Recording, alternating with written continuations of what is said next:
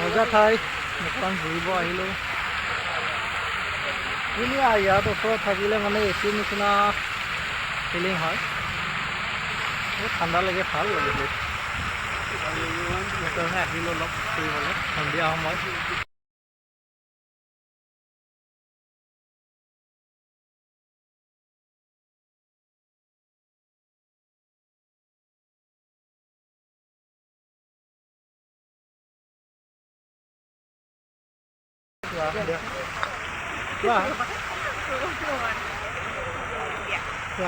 Hi guys, আজি আমি আহিছোঁ ফুৰিবলৈ আপোনালোকে চাই থাকিব